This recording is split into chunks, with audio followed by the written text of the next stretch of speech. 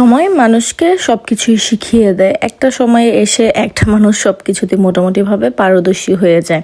তো আমারও ঠিক সেই অবস্থায় হয়েছে। এখন মোটামুটি সকল আইটেমেরই ভালো খাবার যেগুলি আমরা বাঙালিরা খাই, এগুলি আমি সবই মোটামুটিভাবে রান্না করতে পারি। আর যেহেতু এই পোলাও রোস্ট জাতীয় খাবারগুলি আমার বাচ্চাদের খুবই পছন্দ, প্লাস হচ্ছে আমার হাজব্যান্ডেরও পছন্দ, তাই আমি সপ্তাহে একদিন বা 2 সপ্তাহে একদিন এটা রান্না করার চেষ্টাই করি। তো আমি আজকে এদিকে রান্না করবো হাঁসের মাংস, সাথে রান্না করব রোস্ট আর পোলাও। তো প্রথমে আমি এদিকে হাঁসের মাংসটা বসিয়ে দিচ্ছিলাম, আর ওইদিকে রোস্টের মাংসটা সেটাকে আমি ভেজে নেব। একটু মরিচ আর হচ্ছে লবণ মেখে মাখিয়ে নিলাম। আর এদিকে আমি হাঁসের মাংসের জন্য মশলা কষাচ্ছিলাম। তো প্রথম এই হাঁসের মাংসের মশলাটা সাজালের বাবা মিক্স করে দিয়ে যেত, এখন আর সেটার প্রয়োজন হয় না। এখন আমিও ভালো হাঁসের মাংস রান্না করতে পারি, তাই আর সাজালের বাবার মিক্স করে দেওয়ার প্রয়োজন হয় না। তো মশলার মধ্যে যা যা মশলা আমি সচরাচর সবসময় দিই, হলুদের গুঁড়া, মরিচের গুঁড়া, ধনিয়া গুঁড়া, জিরা গুঁড়া, তারপর একটু মাংসের মশলা দিই, একটু জয়ফল জয়িত্রী বাটা দিই। তো দিয়ে ভালো করে আমি এটাকে কষিয়ে নিয়েছি। দেন হচ্ছে মাংসগুলি দিয়ে দিয়েছি, সাথে কয়েকটা আলুও দিয়ে দিয়েছি। এখন হচ্ছে এটাকে খুব ভালো করে কষিয়ে নেওয়ার পালা। আর হাঁসটা এত ভালো ছিল, হাঁসের মাংস থেকে এত তেল উঠেছে।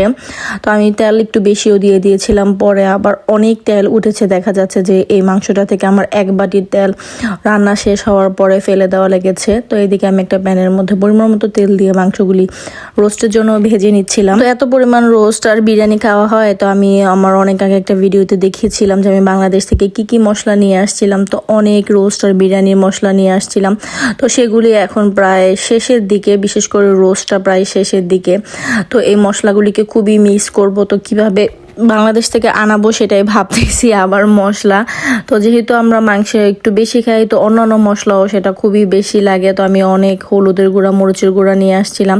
তো দেখা যাচ্ছে যে সেগুলিও কমে যাচ্ছে। তো কিভাবে আনতে হবে সেটাও আমার একটা বিশাল টেনশনের ব্যাপার, যে এগুলি না আনলে কিভাবে খাবো। আর মশলা দিয়ে না যদি একবার খাওয়া শুরু করি, তারপরে আর মশলা ছাড়া ভালো লাগে না। মানে নর্মাল ওয়েতে রান্না করলে খেতে ভালো লাগে না, মজা লাগে না। আর সাজেল তো মহা পছন্দ করে আমার হাতের রোস্টটা। তো এক কথা বলবো, আম্মু এত মজা কেন হয়, এত মজা কেন হয়। তো এটা সচরাচর সবার ক্ষেত্রেই হয় যে মায়েদের খাবার বাচ্চাদের খুব ভালো লাগে। যার যার মায়ের হাতের রান্না তাদের কাছে বেস্ট, এটাই হচ্ছে স্বাভাবিক। তো আমার কাছে আমার মায়ের হাতের রান্না বেস্ট, আমার বাচ্চাদের কাছে আমার হাতের রান্না বেস্ট, এটাই হচ্ছে নিয়ম।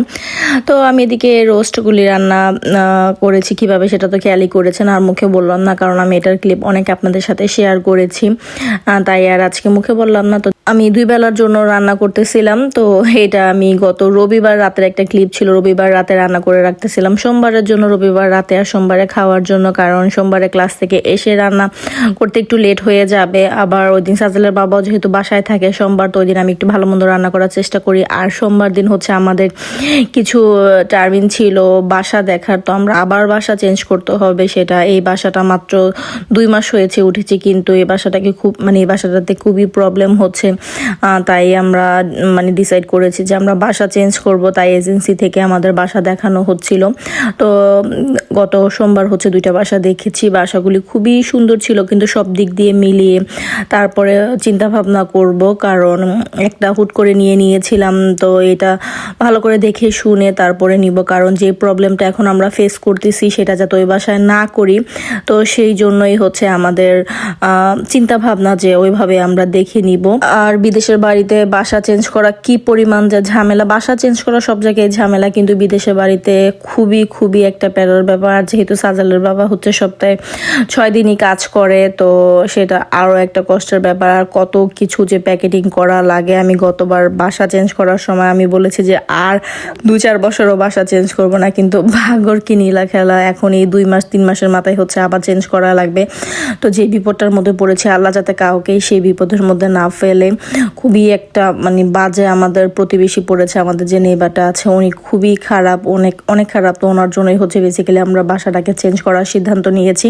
তো বাড়িওয়ালা বলেছিল যে ওনাদের উঠিয়ে দিবে, কিন্তু আমরা চাচ্ছিলাম না যে ওনাদের উঠিয়ে দেখ, বা আমরা যেহেতু আমাদের সমস্যা হচ্ছে তো আমরাই চলে যাব। কিন্তু এই বাসাটা থেকে আমাদের সব কিছু অনেক কাছে ছিল।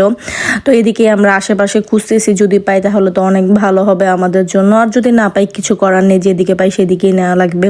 কিন্তু আমার ক্লাস, আজানের কিন্ডারগার্টেন, সাজেলের বাবার কাজ সব কিছু মিলিয়ে হচ্ছে এই বাসাটা আমাদের জন্য পারফেক্ট ছিল। একটু ছোট কিন্তু আমাদের জন্য একদম পারফেক্ট ছিল। তো কি আর করার, এটাই হচ্ছে জীবন। নিজেদের বাড়ি তো আর না, সমস্যা হলে অবশ্যই চেঞ্জ করতেই হবে, কারণ যেহেতু বাচ্চা নিয়ে থাকি বাচ্চাদের নিয়েও কম্প্রোমাইজ করা যাবে না। তো বাচ্চাদের বেড়ে ওঠার ব্যাপার একটা আছে। তো যাই হোক, আজকে ছোট্ট একটা ভিডিও, আশা করি আপনাদের ভালো লাগবে। যদি ভালো লেগে থাকে তাহলে অবশ্যই একটি লাইক দিবেন। আর ভিডিও সম্পর্কে কোনো মন্তব্য থাকলে অবশ্যই আমাকে কমেন্ট করে জানাতে পারেন। ফেসবুক থেকে দেখে থাকলে অবশ্যই ফেসবুক পেজটিকে ফলো করে দিবেন, আর ইউটিউব থেকে দেখে থাকলে অবশ্যই ইউটিউব চ্যানেলটিকে সাবস্ক্রাইব করে দিতে পারেন। ভিডিওটি দেখতে দেখতে যদি ভালো লেগে যায় প্লিজ ভিডিওটিকে শেয়ার করে দিতে পারেন, যাতে অন্যান্য মানুষও দেখতে পারে। তো এই তো খাবার হয়ে গিয়েছে, ওঠানো পোলাও, রোস্ট আর হচ্ছে হাঁসের মাংস। আমি কিছুটা সালাদও কেটে নিয়েছি এইদিকে।